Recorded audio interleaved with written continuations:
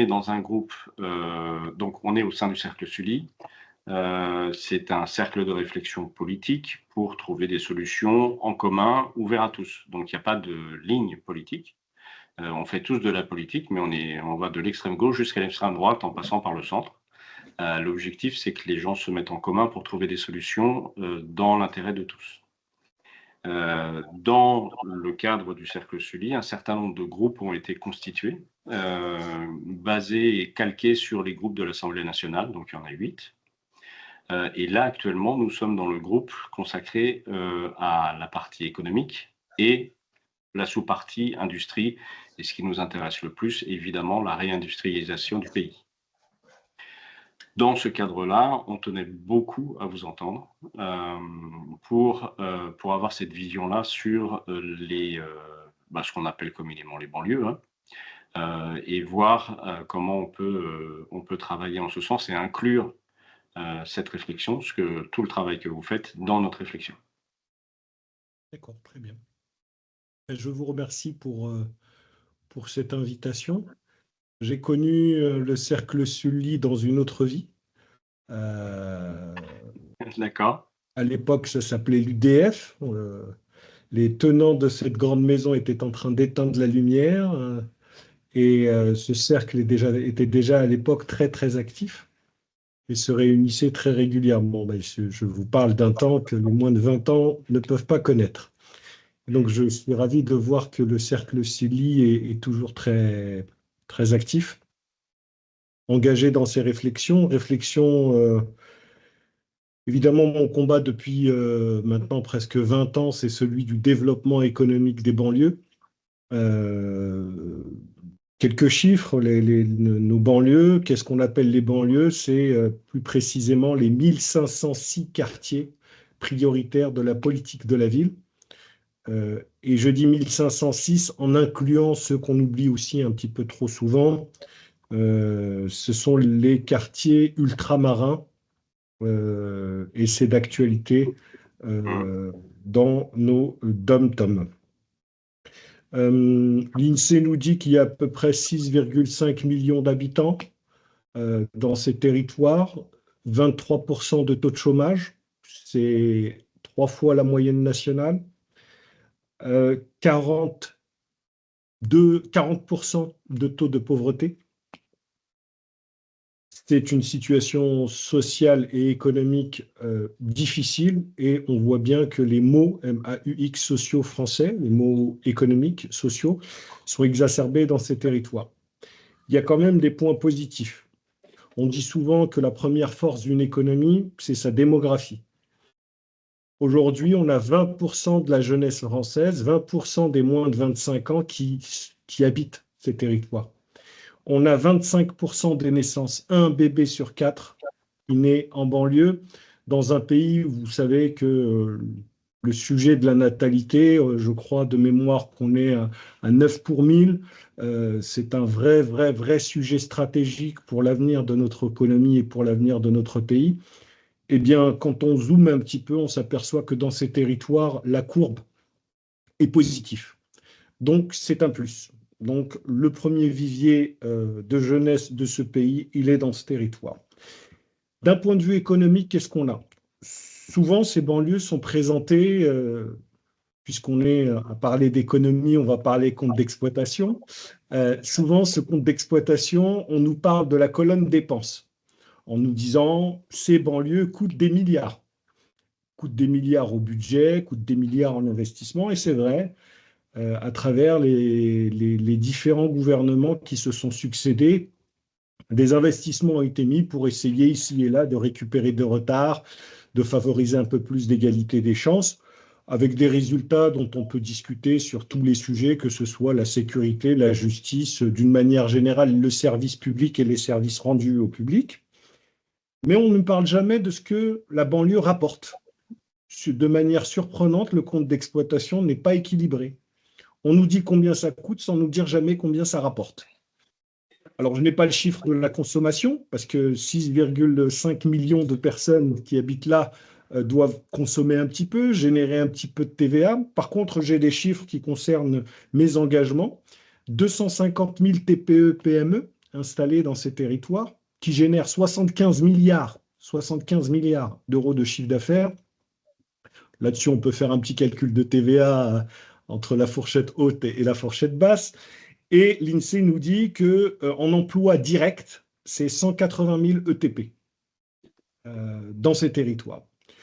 Donc, je trouve que c'est déjà intéressant d'aller mettre un peu de justice et de justesse dans ce compte d'exploitation et de rappeler que si la banlieue coûte d'un point de vue investissement, et nous pouvons évidemment aborder le sujet du retour de ces investissements, eh bien, elle rapporte aussi. Elle rapporte au PIB et force est de constater juste avec ces quelques chiffres que la banlieue est rentable.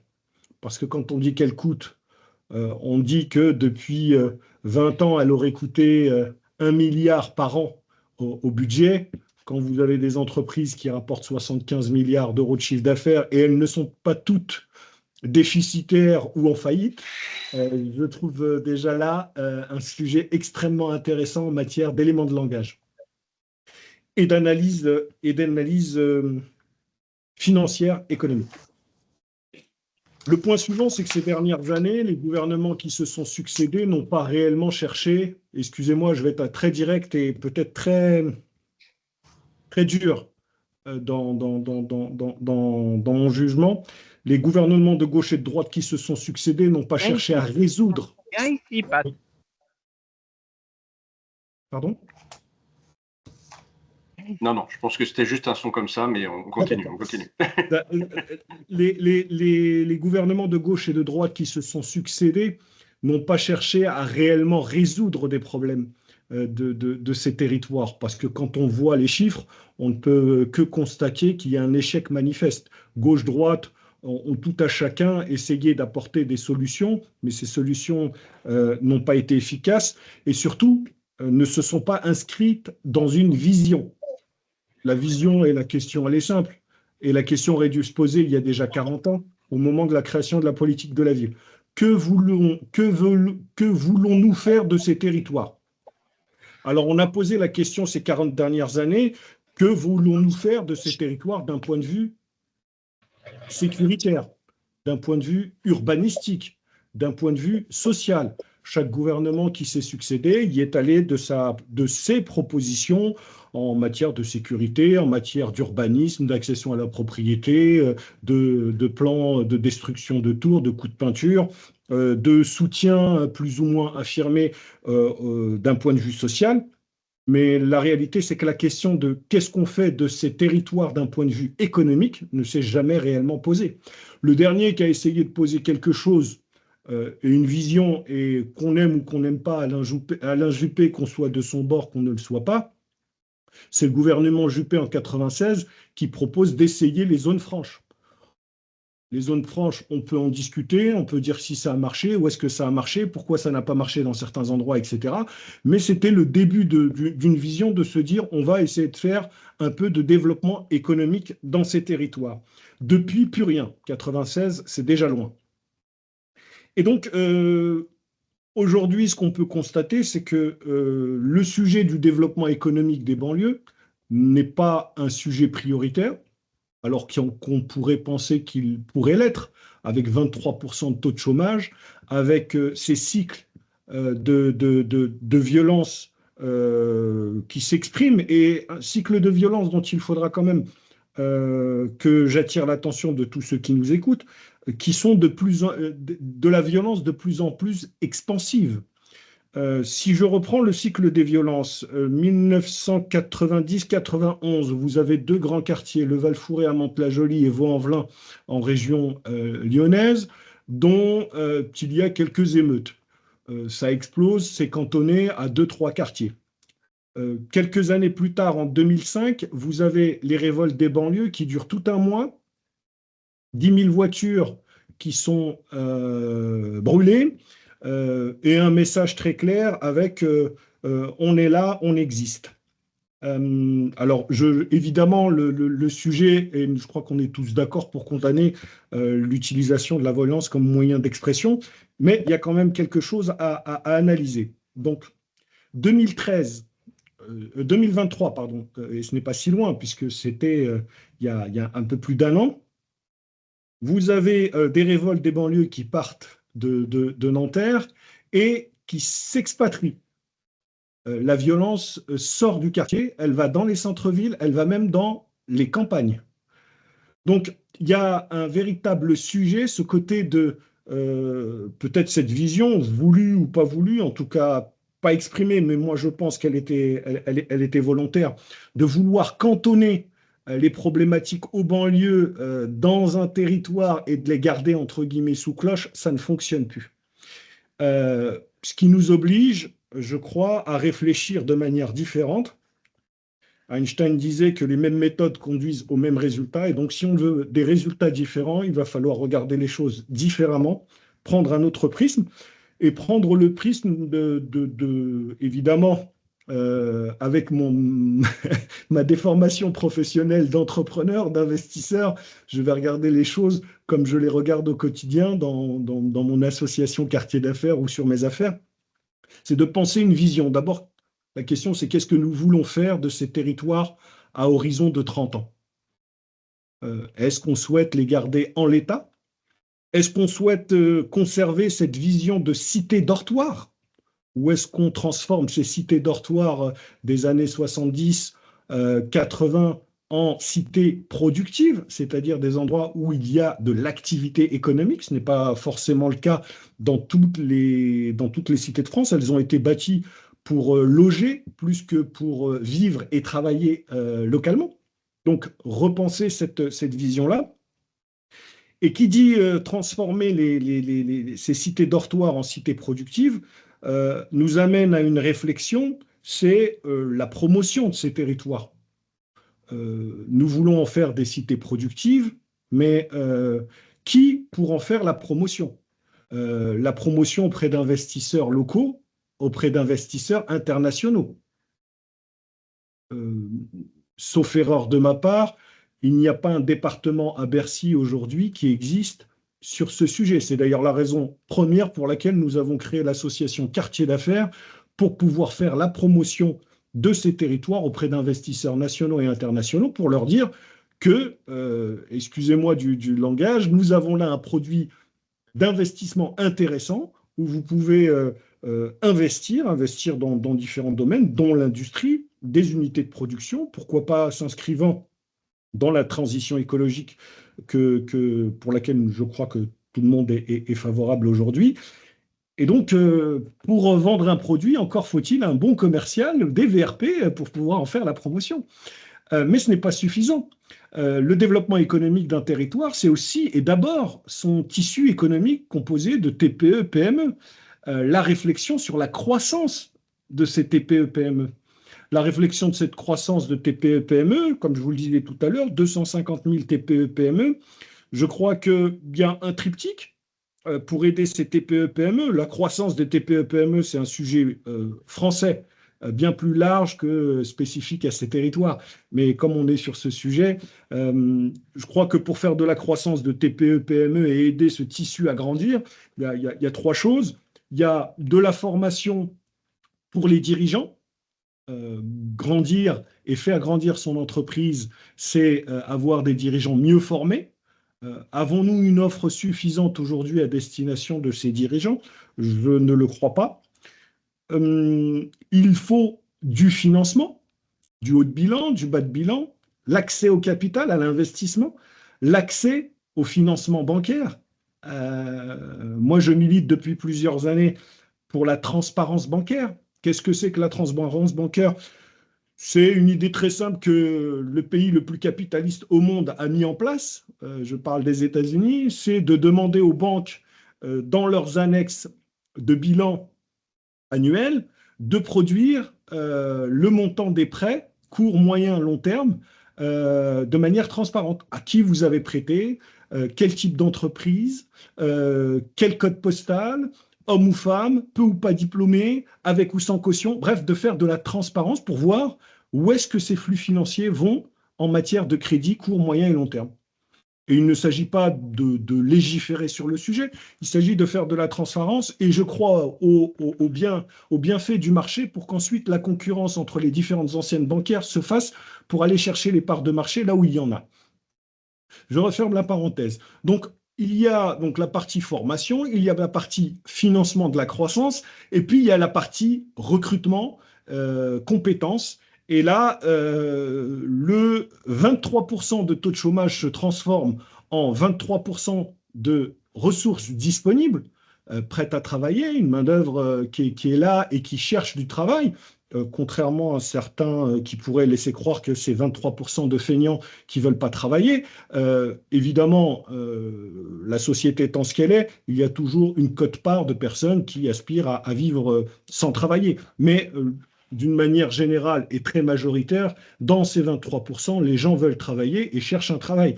Et je crois qu'il y a euh, un effort massif à faire pour que nous puissions former ces 23%. Je suis sidéré de voir mes collègues chefs d'entreprise, et quand je parle de chefs d'entreprise, c'est de la TPE, PME, mais ça monte jusqu'aux grands groupes, qui m'expliquent qu'ils ont des difficultés, qu'il y a une pénurie à recruter. Et l'après-midi, ça c'est le matin, et l'après-midi, quand je vais dans mes antennes qui sont à Mantes-la-Jolie, qui sont à Vaux-en-Velin, qui sont au Grand Mirail à Toulouse, d'entendre dire des jeunes et des moins jeunes, parce que ça ne concerne pas que les jeunes, qu'ils ont des difficultés à trouver un emploi. Donc il y a une offre et une demande qui ne se trouvent pas avec tous les dispositifs qui existent aujourd'hui. L'offre et la demande en matière d'emploi ne matchent pas. Donc il y a un souci d'efficacité. Il n'y a peut-être probablement pas à recréer des outils, mais à les rendre plus efficaces pour pouvoir créer ce pont entre ceux qui veulent travailler et ceux qui ont besoin de recruter et de compétences. Donc, nous avons ce tissu. Donc, j'ai commencé par le haut, entre guillemets, en parlant de promotion auprès d'investisseurs locaux, d'investisseurs nationaux et internationaux. J'ai abordé le sujet de la croissance des TPE, PME, de ce tissu, de cette classe moyenne de l'économie, des acteurs économiques. Et puis, bien sûr, renforcer le sujet de la création d'entreprises, mais c'est un sujet qui a bien été pris en main, et je crois qu'aujourd'hui, l'essentiel du sujet de la création d'entreprises, en particulier dans les banlieues, est couvert. Il y a 20 ans, quand j'ai démarré, il n'y avait pas grand-chose. Aujourd'hui, je crois qu'on peut affirmer sans sourciller que en France, nous pouvons créer une entreprise avec 1 euro en poche, et qu'il y a suffisamment de dispositifs entre les déterminés BPI, les réseaux entreprendre, etc., pour pouvoir structurer un projet, quelle que soit sa taille et quelle que soit l'ambition de celui ou celle qui le lance. D'un point de vue personnel, je suis engagé depuis très longtemps sur ce sujet. J'ai un parcours d'entrepreneur, j'ai écrit et commis plusieurs livres, dont un qui a fait parler de lui, qui s'appelle L'ascenseur social est en panne, j'ai pris l'escalier, préfacé par Claude Bébéar, qui a été publié en 2005. J'ai écrit un guide à la création d'entreprises. J'ai monté plusieurs sociétés, toujours avec ce focus impact social. J'ai créé un fonds d'investissement avec ce grand monsieur qui est Claude Bébéar, le fondateur d'AXA, un fonds d'investissement, l'un des tout premiers à impact, spécialisé dans la croissance des TPE, PME installés dans les banlieues. J'ai passé 13 ans au MEDEF, comme administrateur dans un MEDEF départemental, puis comme président de commission nationale, puis comme membre de l'équipe et conseil auprès de Geoffroy Roux de Bézieux, ancien président du MEDEF. Et depuis 2 ans, je préside une association qui s'appelle Quartier d'affaires.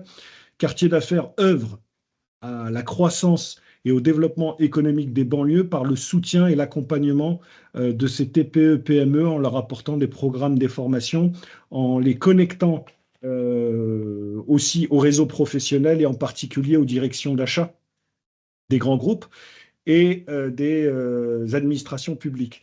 À ce titre, j'ai constaté que ce n'était pas suffisant de créer cette association, qu'il fallait marquer au niveau national ce sujet par la création d'un événement annuel. Il existe un salon de l'agriculture où je me rends chaque année, enfin presque chaque année, pour parler et voir cette agriculture, nos entrepreneurs agricoles, parler de ruralité. Mais je me suis dit aussi qu'il fallait peut-être créer un événement national sur le développement économique des banlieues. Je me suis dit que il fallait toujours s'inspirer des plus grands, des plus costauds, des plus forts. Je me suis inspiré du World Economic Forum de Davos, qui se passe chaque année en Suisse. Et en m'inspirant de cette méthode, la méthode est la suivante: mobiliser les élites politiques, économiques, administratifs et les acteurs du développement économique des banlieues. Le premier Davos des banlieues, le Forum économique des banlieues, a eu lieu le 17 et le 18 septembre dernier au Conseil économique et social. La première édition a été parrainée par Xavier Niel. Nous avons mobilisé plus de 100 millions d'euros de commandes publiques et privées pour ce que nous appelons les griffons. Les griffons, ce sont les TPE, PME installés dans les banlieues. On trouve que c'est plus joli comme nom. Ça renvoie à la référence mythologique égyptienne, perse, grecque, à cet animal qui est mi-aigle, mi-lion, et à qui les dieux confiaient la garde des trésors. Ils étaient réputés fidèles, combatifs. Et on considère que ces TPE, PME sont les gardiens d'un trésor qui est celui de l'emploi et de la création de richesses. Donc, on les appelle les griffons. Je referme la parenthèse. Donc, nous avons mobilisé 100 millions d'euros de commandes publiques et privées et étaient présents en cumulé 900 millions de financements à travers des fonds d'investissement, des business angels, des organismes de financement. Ça a été 2 jours de rencontres, de tables rondes, des keynotes avec des speakers que je qualifie de premium. Nous avions le numéro 2 monde du groupe Accor. Nous avons eu la chance d'avoir le numéro 3 monde du groupe Microsoft. Nous avons eu la chance d'avoir la directrice générale France de LinkedIn. Nous avons eu la chance d'avoir la direction Europe de Google. Nous avons eu la chance d'avoir aussi nos administrations avec la directrice exécutive de BPI, le numéro 3 de la Banque des Territoires et bien sûr les acteurs locaux. Les maires ont été invités, le maire de Mantes-la-Jolie, de Saint-Ouen, de Vaux-en-Velin, de Toulouse, de Montpellier, et bien sûr étaient présents 500 dirigeants d'entreprises dont les installés dans les banlieues, donc 500 griffons qui font entre 50, 100 000 euros et jusqu'à 10 millions d'euros de chiffre d'affaires. Le côté politique, puisque nous avions basculé en 4e République et que le pouvoir a été transféré au Parlement, nous avons invité tous les présidents de groupes parlementaires à venir pitcher pendant 5 minutes leur vision du développement économique des banlieues, de LFI au RN, en passant par tous les partis du centre et de ce qu'on appelle l'arc républicain. Tous ont été présents ou représentés, sauf un parti qui ne nous a pas répondu. Alors, évidemment, on l'a regretté. Et qui ont pu, pendant 5 minutes, exposer devant la presse et devant les participants leur vision du développement économique des banlieues. D'un point de vue presse, nous avons eu la présence de 42 journalistes et ça a été couvert aussi à l'international. Le New York Times était présent pour parler de cet événement que tout à chacun qualifie de succès. La prochaine édition aura lieu à l'automne 2025 à Paris, avec toujours cette même philosophie de mobiliser les plus grands, les plus forts au service du développement économique des banlieues. Je dis souvent que l'État ne peut pas tout, mais on ne peut rien sans l'État, qu'il appartient aussi, je pense aujourd'hui, à cette génération qui vit, qui a grandi, qui vit, qui travaille, qui est intéressé par ce sujet des banlieues, de prendre le sujet à bras-le-corps. Manifestement, je vais être très dur, hein, les politiques d'État ont été un échec manifeste. Il est temps peut-être que d'autres fassent et avec une autre façon de faire et que l'État se mette à côté en accompagnateur et écoute un petit peu plus les analyses et les actions de ceux qui connaissent un peu, et je mets entre guillemets le un peu le terrain sur ces sujets. J'ajoute, et pour finir, que durant ce forum économique des banlieues, le sujet de l'industrialisation, ou plutôt de la réindustrialisation, a été abordé à travers une table ronde. J'y tenais énormément, parce que, encore une fois, si je prends une analyse très froide, un industriel qui serait intéressé d'implanter une unité de production quelle qu'elle soit, a besoin de foncier. Du foncier, il y en a des millions de mètres carrés disponibles dans ces territoires, a besoin d'une main-d'œuvre disponible. On a 23% de taux de chômage, je le disais tout à l'heure, donc on a une main-d'œuvre disponible prête à se former, et regarde aussi stabilité fiscale et opportunité fiscale. Et aujourd'hui, il existe encore, et ça pourrait même être renforcé, des dispositions fiscales extrêmement intéressantes pour des investisseurs qui viendraient s'implanter là. Mon seul souci aujourd'hui, et c'est ce que nous essayons de muscler avec notre association, c'est que, je le redis et je le souligne, il n'y a jamais eu jusqu'à maintenant d'organisation assurant la promotion et la commercialisation, si je puis me permettre, excusez-moi ce champ lexical, de ces territoires auprès de ces investisseurs. Je vous donne un exemple très, très concret. Je vais même vous en donner deux. Et c'est du concret, hein, c'est vraiment de retour d'expérience. Premier, est-ce que vous connaissez, j'imagine que vous connaissez le groupe Le Duf qui devait installer une unité de production en Bretagne et qui n'a pas pu le faire à cause de mouvements écologistes, et qui finalement s'est retrouvé à installer son unité de production en Espagne. Et j'ai rencontré après coup un dirigeant, un cadre dirigeant, membre de leur COMEX, après leur installation en Espagne. Et je posais la question, je lui dis, mais vous avez regardé, vous êtes installé en Bretagne, on vous a jeté des cailloux, vous n'y étiez pas les bienvenus pour X raisons, je ne vais pas rentrer dans le détail. Est-ce que dans votre plan d'installation, vous avez regardé un peu les banlieues? Parce que ce soit en banlieue parisienne ou dans les quartiers bretons, et il y en a quelques-uns, je suis sûr que vous aviez et de la place et vous auriez été accueillis les bras ouverts parce que vous seriez arrivé avec des emplois, etc. Réponse très claire et très franche, on n'y a pas pensé. C'est-à-dire qu'aujourd'hui, les investisseurs et ces industriels n'ont même pas dans leur scope et dans leur visibilité, c'est même pas une volonté d'exclure, c'est que pour eux, personne n'est venu la leur proposer. Et ça vient confirmer un deuxième élément, c'est que même dans le plan de réindustrialisation, pour en avoir discuté avec les collaborateurs de M. Roland Lescure lorsqu'il était ministre de l'Industrie, c'est que très peu de place est faite à la banlieue, à ces quartiers, dans le plan de réindustrialisation. C'est quelque chose comme 50 milliards et la banlieue n'y est quasiment pas présente. C'est-à-dire que même au plus haut niveau de l'État, ces territoires ne sont pas pris en compte comme potentiels lieux d'installation d'unités de production.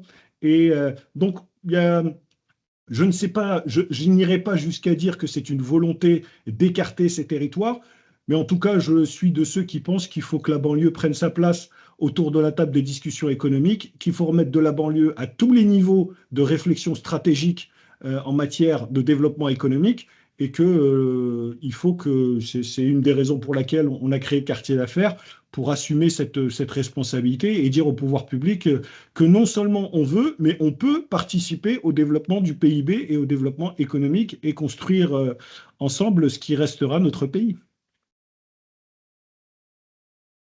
Et j'ai dit, voilà, merci Merci de m'avoir beaucoup. écouté. Merci beaucoup. Je suis sûr il y a quelques questions ici. Je vais commencer. Au Cercle Sully, on aborde tout. On considère que tout est lié. Et donc je vais me permettre de poser les questions qui dérangent direct. Veuillez. Justement, pour les aborder, il y a plusieurs questions qu'on n'a pas abordées. J'ai trouvé très intéressant le fait des 75 milliards de chiffre d'affaires. Effectivement, si on ne sait jamais quelle est la TVA là-dessus, mais enfin, elle peut pas être négative. Ça, c'est pas possible. Il y a forcément de la valeur qui est créée.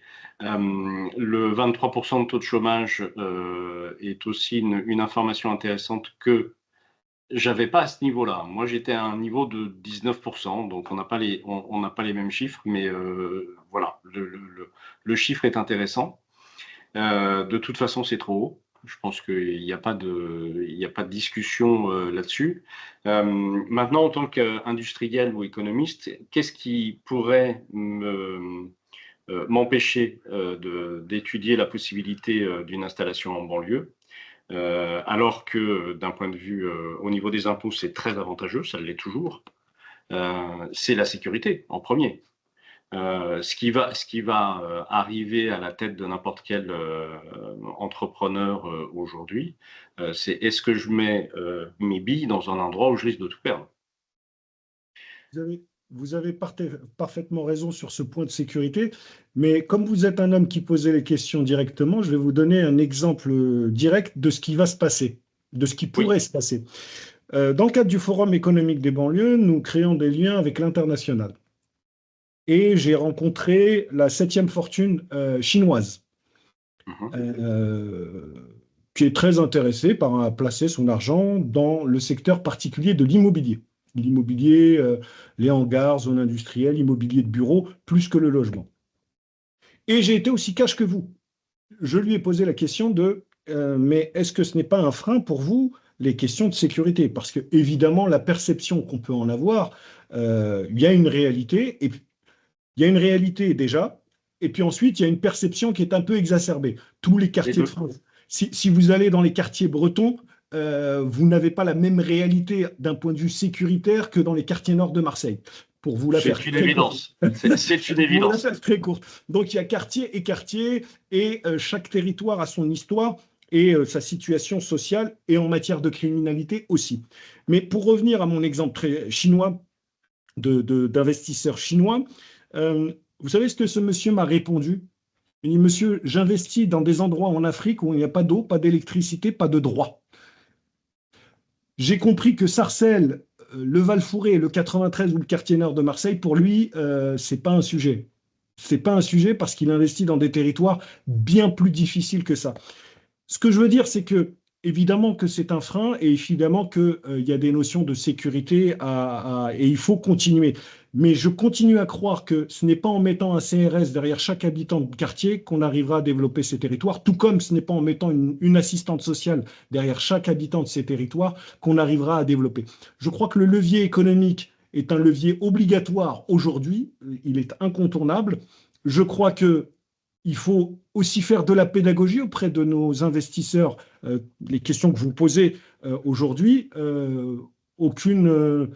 qui pour y répondre d'un point de vue institutionnel? euh, et votre question, elle est totalement légitime, mais si vous n'avez pas d'acteurs en face pour vous dire, oui, c'est vrai, vous avez raison en partie, mais vous savez que dans tel et tel et tel quartier, les sujets de sécurité, si vous êtes dans une activité de service ou d'unités de production en transition écologique, ou je vous donne un cas encore très concret de fabrication de vélos ou d'unités de production de ce qu'on appelle les vélos cargo. Mhm. Il y a des endroits où vous pouvez vous installer sans trop de difficultés, mais encore faut-il quelqu'un en face qui vous l'explique, qui vous le démontre, chiffre à l'appui, etc. Cet interlocuteur aujourd'hui, il n'y en a pas. Il n'y en a pas. Oui, oui, oui. Donc, ce que vous dites est très juste, c'est une réalité, et vous avez totalement raison en tant qu'investisseur de le regarder sous cet angle-là. Par contre, il y a un déséquilibre parce qu'en face, il n'y aura personne pour vous répondre. Oui, non, mais ça, on est d'accord. Mais vous le faites maintenant avec Quartier d'affaires, on est d'accord. Tout à fait, mais on est tout petit, on n'est Oui. pas une institution d'État, c'est une association et un réseau structuré par des chefs d'entreprise, donc on a encore à muscler pour devenir, ouais, il va se passer un petit peu de temps avant qu'on devienne une structure suffisamment crédible et installée pour pouvoir parler à des investisseurs. Mais nous y travaillons, et activement. Oui, mais je sais de quoi vous parlez. On a tous des difficultés à se développer et à se faire entendre. Ça c'est absolument clair. Jacques, Ah, avec le micro. Jacques, Jacques, on t'entend pas. Non, il n'y a rien à faire. Je ne sais pas pourquoi ça marche pas, Jacques, mais peut-être, est-ce que tu peux nous transmettre ta question par écrit et puis on y répondra tout simplement. Et en attendant, je vais laisser la parole à Geneviève. Il faut mettre le micro. Voilà, ça marche. Très bien. Merci pour cette intervention bourrée d'énergie. Donc ça, j'apprécie. Alors, on est entre chefs d'entreprise, hein, voilà. Moi, je suis mentor pour certains créateurs d'entreprises. J'en fais de moins en moins, mais j'en ai fait énormément parce que j'avais créé Dauphine Business Angel et on a eu un succès pharaonique parce que Dauphine, c'est la fac des traders et tout le monde croyait que... Voilà. Donc, j'ai une expérience assez riche dans le domaine de la création d'entreprise. Je voudrais juste vous rectifier quelque chose parce que vous avez dit, ouais, il y a des tas d'aides, etc., etc. Pas plus tard que ce trimestre, deux de mes créateurs d'entreprise ont appris à leurs dépens que bah, c'est pas si simple que ça, hein, que la machine nous fait tourner en rond en disant c'est pas moi qui investis en premier, c'est l'autre, etc., etc. Il y a 680, plus de 680 aides en France. Seulement quand vous regardez les critères qui sont les vôtres, et, à la fin, il en reste une ou deux. Donc, déjà, on cherchait, c'est voilà. Et je suis de plus en plus impressionnée par l'inefficacité de la BPI. L'OSEO était structurellement inefficace. La BPI avait redonné de l'efficacité et on est reparti comme en 14. On a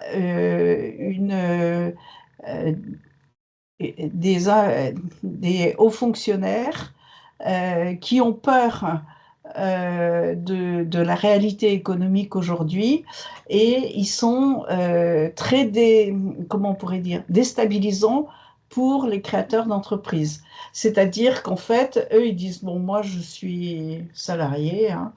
Il y a ces cinglés qui veulent monter des boîtes, il n'y a pas beaucoup de respect, et voilà. Donc, moi, je suis très réjouie de voir ce que vous faites. Et ce qui me plaît le plus dans tout ce que vous avez fait, c'est l'histoire des quartiers d'affaires. Parce que, alors je ne me suis pas présentée, mais entre autres, j'ai été la dame qui a eu en charge de jeter les bases de l'industrie du numérique en France, donc de créer les premières startups et mettre le contexte pour qu'on crée des startups. Et en particulier, j'ai joué un rôle assez important pour le fameux capital à 1 euro dont vous avez parlé, hein. Voilà. Donc, enfin, je vous parle à la lumière de tout ce background, hein. Donc, c'est un petit peu spécial.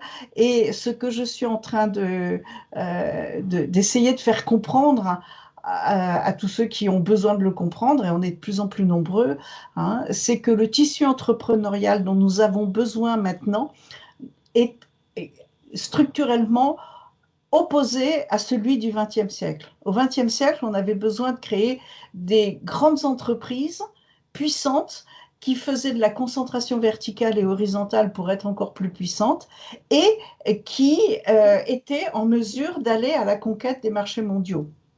Aujourd'hui, la notion de concentration verticale et horizontale ne fait plus sens parce que les biens et les services que nous produisons sont de plus en plus complexes et donc résultent de l'agrégation de beaucoup d'expertise. Et si on s'amuse à vouloir tout faire, on ne fait rien de bien. Là, avant de vous rejoindre, j'étais sur les débats liés à l'automobile. Renault, qui est très Google, bah oui, mais il fait l'impasse du numérique, mais ça pose des problèmes. Et on voit que Renault, bah, il va falloir qu'il fasse comme tout le monde, qu'il revoie sa copie numérique. Moyennant quoi, comme il ne s'est pas intéressé au numérique, il a pu avancer dans l'électrique et c'est le plus avancé, mais il faut faire des compromis. Donc, le tissu entrepreneurial dont nous allons avoir besoin, ce sont des entreprises à taille humaine, très pointues sur leur expertise, et il y a besoin d'avoir un pilotage de ce tissu entrepreneurial. Et aujourd'hui, il n'y a pas d'institution qui pilote le tissu entrepreneurial. Pour le moment, Bercy, c'est super confortable, hein. Régulièrement, on fait venir les dirigeants des 4-5 plus grosses entreprises, on décide d'un certain nombre de choses, et puis tout le monde rentre à la maison et fait comme il peut. Hein. Donc, Bercy, ils savent discuter avec Airbus, avec Stellantis, là, je ne sais plus comment il s'appelle, Peugeot, le nouveau Peugeot, la pharmacie ou je ne sais pas quoi. Non, il faut que les territoires s'occupent de leur tissu entrepreneurial. Le problème, c'est pas qu'ils n'ont pas envie de le faire, c'est qu'ils n'ont pas la culture pour le faire. Et c'est tout ce mouvement qu'il faut mettre en marche. Et moi, je trouve que l'expérience que vous faites avec les quartiers d'affaires, vous êtes dans la bonne direction. Alors, du coup, en vous entendant, je disais, est-ce que c'est à des institutions de le faire ou à des syndicats? Parce qu'en fait, quartier d'affaires, ça peut s'apparenter à un syndicat. Syndicat des entrepreneurs. Bah, Oh non, vous savez quel... non, non, je laisse à Patrick Martin le soin d'aller discuter les indices de points de retraite et autres. Non, non, on n'est pas un syndicat, on n'est pas partenaires sociaux, on est un réseau de. Non, d'accord, d'accord. Je comprends votre réaction. Vous entendez syndicat avec syndicat entrepreneur, syndicat employé. Je Ouais. me mettais plus dans la logique syndicat des professions de la boulange ou de... Voilà. Donc vous, c'est syndicat des entrepreneurs. Vous voyez, c'est pas ce syndicalisme qui est la clé du pacte social, lequel pacte social, au passage, vous noterez qu'il est en totale décadence, hein, parce que vous avez souligné les métiers en tension, hein, qui se plaignent de ne pas trouver ce qu'elles cherchent, et puis à côté des gens qui voudraient bien travailler mais ne peuvent pas travailler parce qu'on leur explique qu'ils n'ont pas le niveau, le profil, le machin, le bidule. Donc c'est le matching qui est vraiment complètement détraqué. Hein, et d'ailleurs, il est détraqué parce que nos institutions ne sont plus appropriées par rapport à ce dont on a besoin. Hein, et voilà. Donc, Geneviève, on va et essayer la de laisser question. tout le monde parler. Voilà, mais j'ai dit l'essentiel. Enfin, je voulais avoir cet échange avec Aziz que je découvre avec émerveillement. Continuez, lâchez pas. Il y a Merci encore du boulot. Geneviève. Sur quartier d'affaires, effectivement, alors au sens regroupement de chefs d'entreprise, vous savez, quand j'ai créé quartier d'affaires à l'aune de cette expérience de 13 ans de MEDEF, la première façon de défendre une entreprise, c'est de l'aider, en tout cas d'une TPE-PME, c'est de l'aider à croître, à se développer. Aujourd'hui, les chefs d'entreprise sont plutôt en TPE-PME, sont plutôt en attente de soutien, d'aide à tous les niveaux, et on ne parle pas que de financier, sortir de la solitude, être écouté, être formé, être accompagné, être mis en réseau, être défendu accessoirement aussi quand il y a des sujets pour eux. Mais nous n'avons pas une approche effectivement, et vous l'avez bien compris, une approche syndicaliste au sens partenaire social. C'est plutôt une organisation avec une vision à impact très forte. Euh, le fait de soutenir ce tissu de TPE-PME a une vocation à impact social. La croissance de ces TPE-PME est un intérêt pour les chefs d'entreprise, mais c'est aussi un intérêt pour ces territoires qui sont parmi les plus pauvres, un intérêt pour les habitants qui sont là, qui veulent travailler, et un intérêt d'une manière plus générale pour notre pays qui cherche des relais de croissance et qui a besoin de se développer. Donc tout ça est une spirale très positive qui part d'un principe, c'est comment aider tous ces petits, ces 250 000 griffons, TPE, PME, à se développer avec, on parle beaucoup d'impact social, mais l'impact, il n'y a pas d'emploi sans employeur, il n'y a pas d'employeurs et d'entreprises sans bons collaborateurs, et donc il n'y a pas d'intégration sociale sans intégration économique. Enfin, c'est des fondamentaux de société. Donc voilà un petit peu la philosophie de quartier d'affaires. Impeccable. Je vais donner la parole. Alors, Jacques, je suis désolé que ton micro de ma... Non, on n'entend rien du tout quand tu parles. Est-ce que tu peux transmettre ta question dans la conversation? Tu cliques sur conversation et nous transmettre la question et ça va nous permettre d'en profiter. Je suis désolé. Jean-Michel. Oui, bonjour à tous. Je ne sais pas si vous m'entendez bien. Ah oui, Oui, on t'entend. Oui. Alors, il y avait plusieurs choses. D'une part, d'un point de vue général,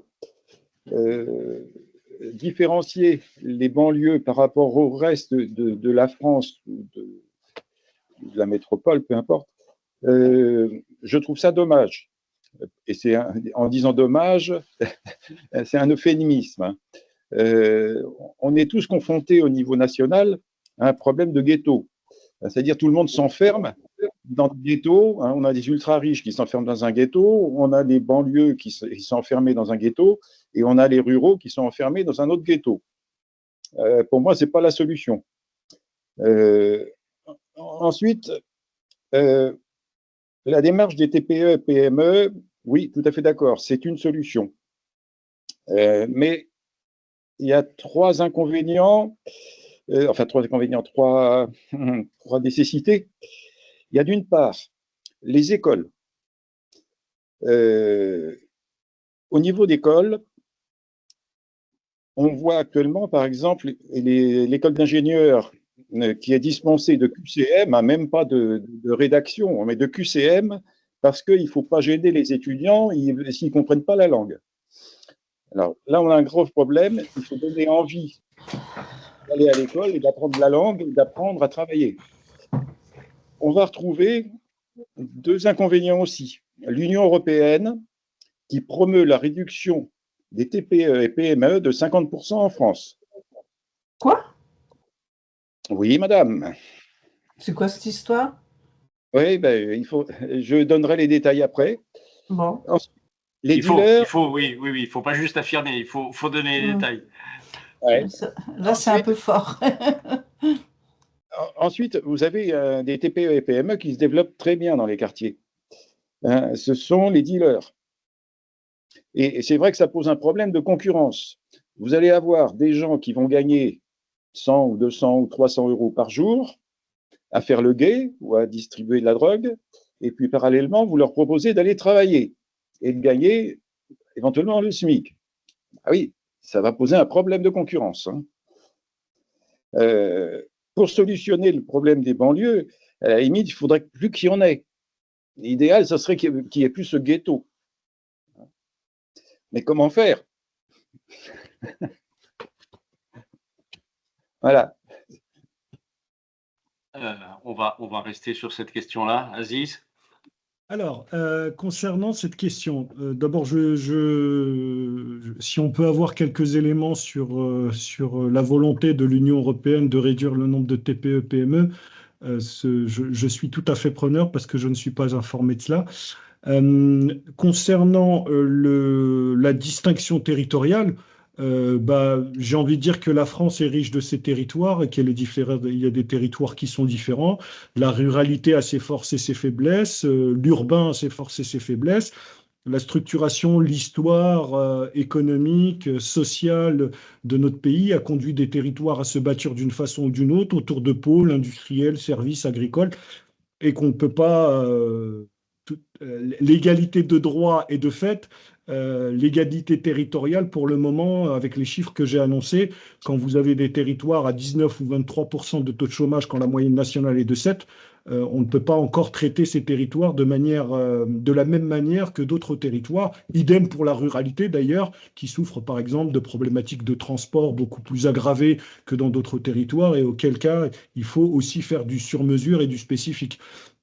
Si j'allais sur le champ un peu plus politique, je dirais, est-ce que la République, ce n'est pas de donner plus à ceux qui ont moins et pour pouvoir rétablir un peu d'égalité, qui est le deuxième mot de notre devise républicaine. Là, ce serait sur le champ politique et je m'arrêterai là sur ce champ lexical.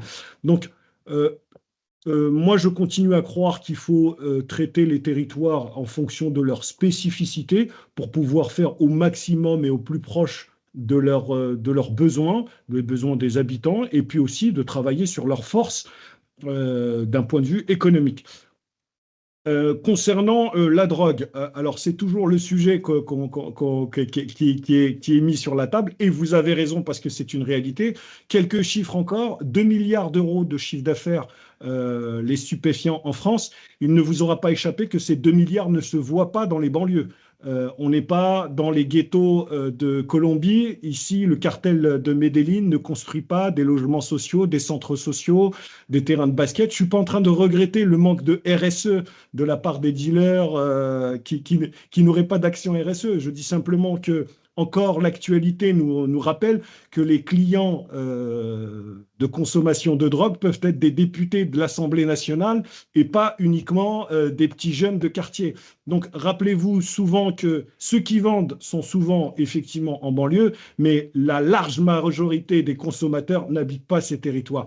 Donc j'aime beaucoup cette approche de dire on va combattre le crime organisé et la vente de drogue par le haut, c'est-à-dire par les fournisseurs. Il faudrait aussi travailler sur les consommateurs, et les consommateurs qui sont capables d'acheter aujourd'hui ces produits, ils ne sont pas dans les quartiers les plus pauvres, ils sont dans les quartiers les plus riches. Ça, c'est pour rétablir un peu de justesse au sujet. D'ailleurs, tous les policiers vous le diront, pour ceux qui côtoient, la lutte contre la drogue, elle se fera beaucoup plus efficacement par la prévention et la lutte contre cette consommation plutôt que par les fournisseurs, mais c'est un sujet. Concernant le choix, qui est un non-choix en fait, on a beaucoup de jeunes qui se tournent vers ces activités. Bah, quand vous avez des diplômés de Bac+4 qui ont joué tout le jeu, tout leur parcours et qui se retrouvent au chômage, c'est sûr que le plus jeune regarde en se disant c'est pas par l'école et par le travail que je vais m'en sortir. Et quand un autre vient le voir en lui disant écoute, on peut faire 100 euros, 200 euros par jour en vendant ces produits, il est certain que dans des familles monoparentales de plus en plus importantes, le volume a explosé dans ces territoires. L'appel à ce type d'activité devient de plus en plus forte. Et oui, vous avez raison, c'est une concurrence, mais ce n'est pas une concurrence qui me fait peur, parce que si vous remettez du travail et que vous remettez de la dignité à ceux qui sont diplômés, à ceux qui ont été à l'école, à ceux qui ont envie de travailler, je ne connais pas, et Dieu sait que j'y passe beaucoup de temps, des gens qui se rêvent des carrières dans le grand banditisme, etc. Il en restera toujours à la marge, mais la majorité des gens aspirent à un travail, à payer leur loyer, à avoir une maison, un chien, à partir en vacances, etc. Bref, à avoir une vie normale. Et je trouve que n'importe où dans le monde, que ce soit en France, en Allemagne, dans les pays en voie de développement, si vous avez des poches sociales à 23% de taux de chômage, et ça va manifestement encore augmenter, si vous avez en même temps 40% de jeunes de moins de 25 ans, vous mélangez tout ça, vous avez forcément des poudrières, et l'oisiveté est mère de tous les vices. Et forcément, ce sont des terreaux pour le grand banditisme. Et encore, vous êtes gentil. Le grand banditisme, vous avez parlé de la drogue, on peut parler d'autres projets de société, radicalisme, etc., etc. Et c'est un des paramètres, c'est la pauvreté, et on ne sort de la pauvreté qu'en s'enrichissant. S'enrichir, ça ne veut pas dire avoir le yacht le plus grand de la marina, ça veut dire avoir une fiche de paye et un emploi. Et aujourd'hui, de l'emploi, il n'y en a pas dans ces territoires, donc il faut en créer. Donc il faut aider ces TPE, donc il faut aller chercher des investisseurs, donc il faut se retrousser les manches et réfléchir au développement économique de ces territoires pour contribuer à réduire aussi ce fléau dont vous parlez, je pense. Je vais faire un rebond de ce que Jacques a envoyé, mais juste avant ça, je voudrais. Je veux pas appuyer là où ça fait mal, c'est pas ça. Mais la vision de Macron, et on va pas rentrer dans de la politique, hein, on va juste rentrer dans ce qui a été fait et pas fait. Sa vision initiale était, je me fous, je le caricature, hein, mais je me fous des problèmes de sécurité, de drogue, etc. Je remets de l'économie, et si les gens ont du travail, le reste s'arrangera. C'était à peu près sa vision. Il a essayé de le faire. Je ne vais pas aller dans les choses. Je ne suis pas non plus un partisan de Macron, mais je pense qu'il a sincèrement essayé de le faire. Et manifestement, en 2023, je pense que là, un certain nombre de personnes ont réalisé que ça ne pouvait pas marcher, en tout cas pas juste sur la phase économique. C'est ce que j'entends. Donc, c'est pas juste pour contrer ou pour être méchant que je dis ça, mais Dans cette approche sur ces territoires en particulier, je pense que la pure approche économique est insuffisante, bien qu'elle soit ultra nécessaire. Mais elle est insuffisante à mon avis. Mais vous avez raison. Moi, je cours dans mon couloir. Oui, Évidemment que mon levier et les leviers économiques, évidemment que tout ça est très transversal, mais je pourrais à l'inverse vous dire sur d'autres gouvernements, la sécurité à elle seule n'est pas constitutive d'une politique de développement territorial, en l'espèce pour les banlieues. Pour un autre gouvernement, je pourrais vous dire, la vision et l'approche exclusivement sociale ne peut pas être constitutif et exclusif pour le développement d'un territoire. Bien sûr qu'il y a le levier éducatif, et c'est le temps long. Bien sûr qu'il faut revoir tout le cursus et toute l'approche pédagogique dans ces territoires. Bien sûr que, comme nous l'avons évoqué, il y a des problèmes de sécurité. Bien sûr qu'il y a des problèmes de transport. Essayez de faire un Mantes-la-Jolie-Paris, et je peux vous en parler parce que ça a été mon quotidien, et que vous arrivez, vous avez votre transport qui est supprimé, des trains intempestivement supprimés, etc. C'est la galère. Donc, il y a tout un sujet transversal. Je dis simplement, et c'est pour ça que nous nous y activons, c'est que contrairement, par contre, je ne vais pas être d'accord avec vous, oui. le levier économique n'a pas du tout été activé, pas du tout. Je n'ai pas vu. C'était une question, c'était pas Ah une d'accord, pardon, affirmation. excusez-moi. Non, sur ces dernières années, depuis la création de la politique de la ville qui date des années 80, le levier économique n'a pas été. La France, avec Choose France, qui est un bon dispositif, la France est devenue championne d'Europe en matière d'investissement étranger. Donc, on est champion d'Europe pour attirer les investisseurs étrangers. Moins de 5% de ces investissements étrangers finissent dans les banlieues. Moins de 5%. Je ne trouve pas ça juste. Je ne trouve pas ça juste, et en même temps, j'ai l'explication parce qu'on en revient à ce que je vous disais tout à l'heure, c'est qu'il n'y a pas d'interlocuteur pour aller dire coucou, on est là, on existe, orienter un petit peu plus vos investissements vers les banlieues. Je ne dis pas que c'est exclusif. Je dis qu'il est temps aussi d'essayer cette piste-là que je trouve que nous n'avons pas essayé. Contrairement, vous avez vu les plans sécuritaires, on vous promet des lendemains extraordinaires, on va éradiquer la délinquance, on va ceci, on va cela. Poussez-vous, j'ai les plus beaux muscles et vous allez voir ce que vous allez voir. Tous les gouvernements de droite et de gauche qui se sont succédés se sont cassés les dents sur le sujet. D'un point de vue social, on voit le chiffre, idem. D'un point de vue social, c'est la même chose. D'un point de vue urbanistique, on a accusé, mais les pauvres architectes, on les a mis au banc des accusés en leur disant c'est votre faute, c'est les tours, c'est les bâtiments qui sont mal foutus, etc., etc. Pourtant, des tours de plus de 20 étages, vous en avez dans le 16e arrondissement à 2 pas de la Tour Eiffel. Et ça se passe très bien. Donc, ce n'est pas le bâti qui pose aussi un problème. C'est bien les conditions sociales. Les conditions sociales, qu'est-ce que c'est? C'est la situation économique. Donc, on en revient toujours à ce levier qu'on n'a pas suffisamment activé. Je ne dis pas que c'est le seul qu'il faut activer. Je dis qu'on ne l'a pas activé suffisamment par rapport à d'autres. D'accord, compris. La parole à Philippe Agnelli. Merci. Alors d'abord, je voulais vous remercier pour votre intervention qui était très intéressante, effectivement plein d'énergie et plein d'espoir. Je pense que vous avez raison de signifier la problématique effectivement des banlieues, du nombre de personnes qui y sont et les problèmes que vous avez relevés au départ avec le chômage et puis les points positifs de la démographie. Je n'aurais pas grand-chose à rajouter à tout ce qui a été dit. C'est vrai que moi, dans un premier temps, lorsqu'on parle de banlieue, moi j'ai vécu dans une banlieue nord à Nice, qui s'appelle le quartier de Las Planas, qui était relativement calme lorsque j'étais jeune. Mon père avait une boulangerie ici, ma tante une librairie. Jamais eu de problème particulier. Aujourd'hui, je suis toujours propriétaire des murs de la boulangerie de mon papa qui est décédé.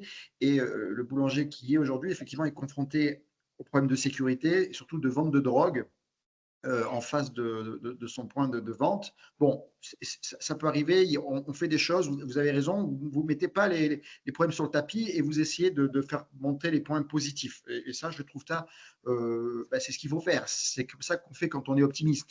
On sait qu'il y a des problématiques, mais on va les résoudre. Le problème, effectivement, de l'éducation. J'ai mon amie qui, elle, est enseignante en REP, pas sur Nice, mais sur une autre ville, et effectivement, en classe de CM1, et il y a des grosses difficultés sur l'apprentissage, comme l'a dit tout à l'heure, je ne sais plus qui dans le groupe.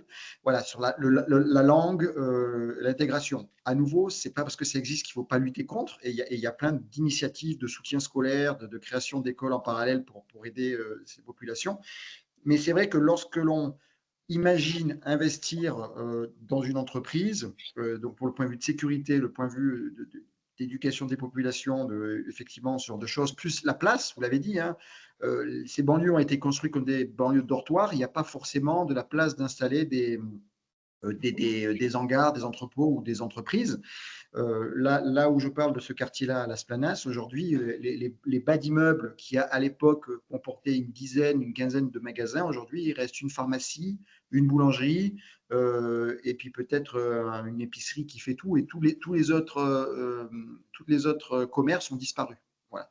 Donc, moi, je vous soutiens, je trouve ce que vous faites est formidable, je suis très heureux que vous ayez intervenu ce soir. Je vais continuer à vous suivre sur les réseaux. Et peut-être une idée, c'est, vous avez dit tout à l'heure, vous avez 100 millions d'euros de promesses d'investissement, de voir si vous avez mis en place un outil pour suivre ces promesses de dons, où est-ce qu'elles vont être dirigées pour pouvoir justement que ce ne soit pas juste des paroles en l'air de personnes qui viennent faire un speech lors d'une conférence et puis derrière, ça reste lettre morte. Alors, c'est intéressant ce que vous avez dit. Comme on est en train de se parler cash, je vais juste souligner un petit mot que vous avez utilisé. C'est celui de don. On fait du business, on fait pas la manche, on ne demande rien à personne. Excusez-moi d'être direct. Oui, vous avez raison, mais des problèmes de business. Excusez-moi, c'est moi qui ce sont des directions d'achat qui ont besoin de fournisseurs, qui ont un petit peu plus de mal d'accéder à la commande, à répondre aux appels d'offres ou à se faire référencer chez AXA, chez Accor, etc. Et ces directions d'achat sont venues avec des contrats, donc avec du business, à proposer à ces entreprises qui sont là, qui font entre 100, 200 000 euros et 10 millions d'euros de chiffre d'affaires. Donc, je tiens à souligner, parce que c'est vrai qu'il y a un réflexe qui n'est pas de votre faute, mais avec peut-être la communication qui a été faite. Quand on pense banlieue, on pense association, on pense don et on pense générosité du cœur. Mon approche n'est pas du tout celle-là, elle est focus business, elle est focus investissement, retour sur investissement. Donc, on a eu 100 millions de commandes publiques et privées qui sont venues et qui ont été mis à disposition des chefs d'entreprise qui étaient présents. Et nous avons prévu de faire un rendu à la prochaine édition du Forum économique des banlieues qui aura lieu à l'automne prochain pour dire combien de contrats ont été conclus et combien ont été signés et combien d'emplois potentiels ça a généré. Et tout à fait, nous avons les indicateurs pour pouvoir les suivre. D'ores et déjà, je peux vous dire qu'on a eu des témoignages de gens et de dirigeants de Griffon qui nous ont dit moi, j'ai signé pour 12 000 euros de devis. On a eu 280 000 euros de devis. On en a un qui a témoigné sur LinkedIn pour dire moi, j'ai un centre de formation, j'ai réussi à placer des formations à Google. Donc, vous voyez, on a quand même réussi sur cette première édition à créer de vrais liens opérationnels. Alors, on n'est pas encore je dis encore, hein, on n'est pas encore le Davos, le World Economic Forum, mais on est sur le bon chemin sur ces connexions business entre ces grands et ce petit tissu d'entreprises installées dans les banlieues.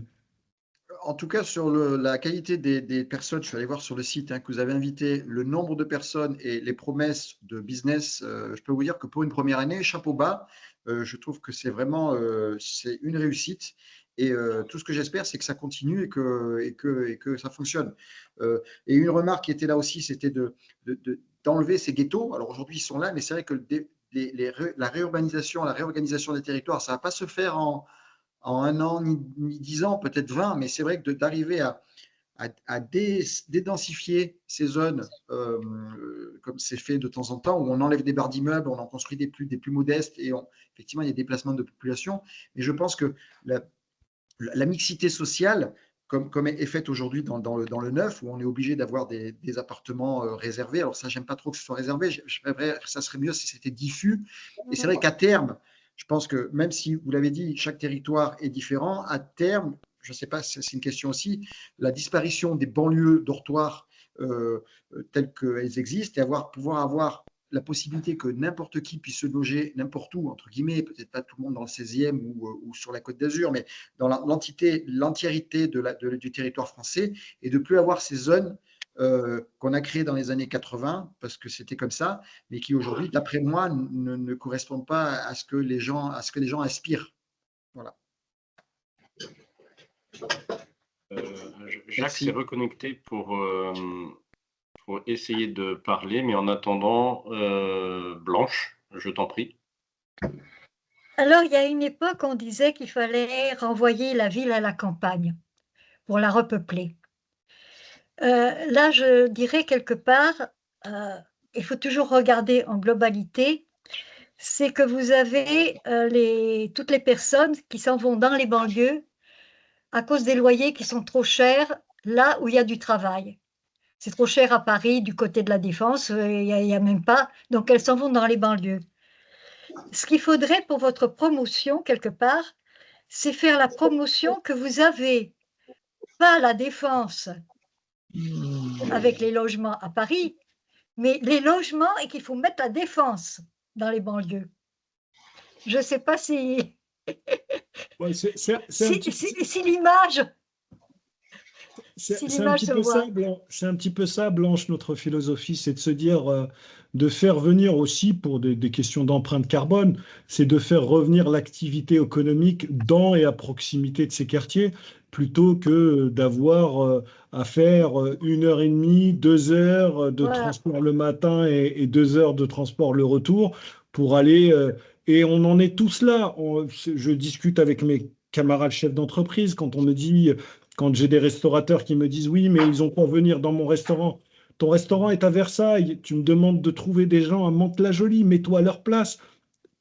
Ton compte d'exploitation ne te permet pas de payer, et c'est bien normal, et Dieu sait que je suis le premier à le comprendre, avec le poids des taxes et de la fiscalité, etc. Nous savons tous que dans notre compte d'exploitation, la masse salariale pèse énormément, mais en même temps, mets-toi à la place de celui qui est à l'autre bout, qui est à 60 km, faire 2 heures le matin, faire 2 heures le soir, probablement avoir des problématiques de garde d'enfants, etc., pour venir travailler un petit peu et prendre un petit salaire et avoir un reste à vivre qui peut-être ne lui permettrait pas, je peux comprendre qu'en face, on dise non, moi, ce job-là, je ne le prends pas. Et ce n'est pas une question de fainéantise. Donc, c'est reprendre les choses dans un autre sens, c'est te dire, on a une main-d'œuvre disponible dans des endroits, 23% de taux de chômage.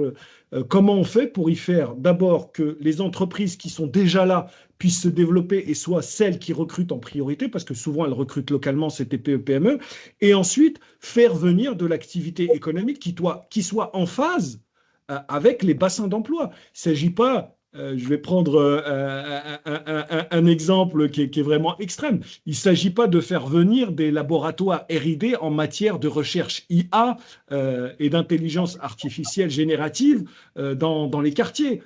Évidemment, ce serait possible, mais ce n'est pas le bassin d'emploi pour ça.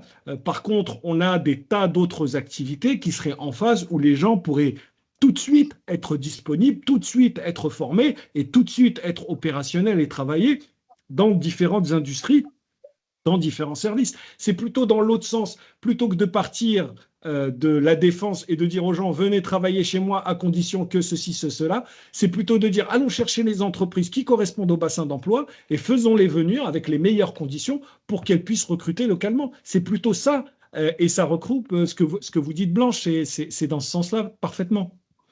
Tout à fait. Allez, Jacques, on fait un 3e test. Eh ben non, ça ne marche pas. Je suis désolé, Jacques. Je suis absolument désolé. On peut peut-être prendre ces questions, tout ce qu'il a écrit. En fait, on les a déjà abordées, peut-être pas en détail, mais on a la question de la formation et de l'alphabétisation au niveau des banlieues, avec une population qui est faiblement scolarisée. Est-ce que ça, c'est compatible avec justement le bassin d'emploi? Je pense que même si on n'en a pas parlé directement, on en a parlé indirectement. Peut-être que M. Séni veut redonner un mot là-dessus, sur le niveau de formation au niveau de ces quartiers. On a aujourd'hui évidemment un niveau de formation générale un peu ou pas qualifié. Il y a quand même des gens qui sont diplômés, voire très diplômés. Évidemment, ceux qui sont très diplômés aujourd'hui, quand ils trouvent du travail, partent, ne restent pas localement. Ça, c'est aussi un sujet de comment les garder localement. Ça ne veut pas dire les garder au cœur de la cité où ils ont grandi, mais au moins dans la ville, voire dans l'environnement direct pour pouvoir contribuer au développement territorial. Et puis ceux qui sont peu ou pas formés, encore une fois, c'est de faire venir des industries, des activités économiques, de services qui puissent correspondre aux besoins et à la formation de ceux qui sont disponibles. L'industrie verte est un sujet extrêmement intéressant. Le service à la personne, les services aux entreprises. Il y a pas mal, par exemple, d'entreprises de développement informatique. Il y a 5% des ESN françaises qui sont installées dans les banlieues aujourd'hui. Donc, c'est plutôt dans ce sens-là, comme je le disais tout à l'heure en réponse à Blanche.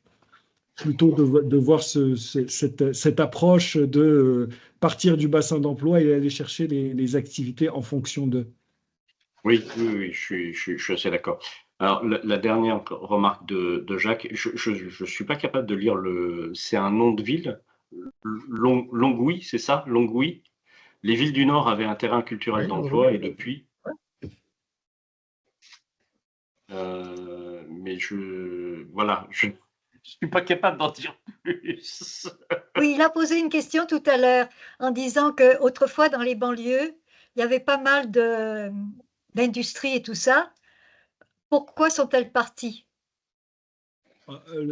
Elles sont parties, on est en pleine actualité avec Stellantis et même avec le Doliprane. Elles sont parties parce que, pour des raisons de compétitivité, elles sont parties parce que pour les investisseurs, c'était mieux, pensait-il, de faire fabriquer ailleurs que de faire fabriquer en France.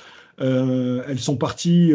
Moi, je suis originaire de la vallée de l'automobile, Renault-Flin, Peugeot-Poissy. Avant Peugeot, c'était Peugeot Talbot. Encore avant, c'était Simca. Donc, toute cette vallée de l'industrie automobile est aujourd'hui en pleine mutation. Et cette mutation, aujourd'hui, il faut plutôt que. J'aime bien regarder dans le rétro, mais dans le rétroviseur de se dire, j'ai vu un sondage passer, 62% des Français pensent que c'était mieux avant. Je trouve ça un peu dur parce que je trouve qu'aujourd'hui, on vit mieux qu'il y a 20 ou 30 ans. En tout cas, moi, personnellement, je vis mieux aujourd'hui qu'il y a 20 ou 30 ans. Et je me dis que plutôt que de se dire le passé était sympa, est-ce qu'on ne pourrait pas refaire le passé, ce qui est naturel, c'est de se dire comment on peut être créatif pour faire mieux à l'avenir. On ne ramènera pas de l'industrie lourde de toute façon d'un point de vue écologique, etc. Tout ça est un peu has-been. Aujourd'hui, ce qu'il faut, c'est regarder et tirer l'avantage de cette transition écologique qui s'annonce, réfléchir à ce que nous pourrions faire sur de l'industrie verte dans ces territoires, dans l'intérêt de ceux qui investissent et dans l'intérêt de ceux qui cherchent du travail localement. C'est plutôt à essayer de créer quelque chose d'un petit peu nouveau. Et c'est pour ça, encore une fois, de tout temps, l'histoire de l'économie française s'est construite autour de pôles. Les agriculteurs, les paysans vivaient autour de leurs terres, puis les usines sont arrivées, on a construit les usines et les gens sont venus habiter autour de l'usine. Je crois que maintenant, il faut regarder les choses dans l'autre sens, c'est regarder où sont les populations, ce qu'elles savent faire, ce qu'elles peuvent faire, et faire venir des activités en fonction de leur niveau, etc. Je pense que ça peut être un axe. Peut-être que je me trompe, hein, et peut-être que je changerai d'avis d'ici un mois, 6 mois, un an, et quand on se reverra, je vous dirai autre chose. Mais je me dis qu'aujourd'hui, c'est peut-être dans l'autre sens qu'il faut structurer les choses. Et vous avez raison, c'est que on a un sujet de vision globale. Tout à l'heure, je parlais de la vision sur le développement économique des banlieues, mais on a aussi un sujet de vision globale de notre pays, dans une mondialisation et une compétition effrénée, avec la montée en puissance Et on sous-estime vraiment la force de la démographie.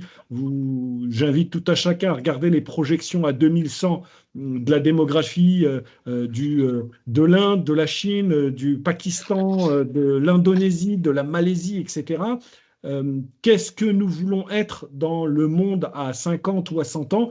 Et je crois qu'il n'y a pas de réelle vision aujourd'hui. Et ce qui nous manque, droite ou gauche, c'est vraiment ça, c'est la vision. Où est-ce qu'on veut aller et qu'est-ce qu'on veut être à 50 ou à 100 ans? C'est valable pour nos banlieues, mais c'est valable à l'échelle française et encore plus européen. Et quand on a dit ça, on a tout dit et en même temps, on n'a rien dit. Hein. Ah, on y travaille. Il y en a qui en parlent, nous, on y travaille. Donc, c'est peut-être pas encore assez, mais c'est un premier pas. C'est un premier pas. Ce qu'on espère, c'est que ça fera des émules et que ça pourra être repris. Merci beaucoup, Monsieur Séni, pour cette intervention. On va clôturer maintenant. Je vous remercie pour votre invitation et puis surtout pour votre côté très direct, très cash. C'était vraiment un plaisir d'échanger avec vous. Je peux dire un tout petit mot à Aziz avant qu'on ferme la boutique? Geneviève, c'est parti. Merci. Bon, désolé, il fallait que j'aille m'occuper d'un petit problème logistique, c'est réglé. Bien entendu, je vous entends dire de façon récurrente, il faut qu'on définisse ce qu'on veut faire, etc., etc.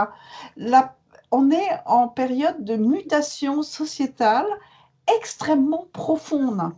Hein, on est en train de quitter l'ère de la sédentarisation et on rentre dans une nouvelle ère, mais vraiment extrêmement différente de la précédente.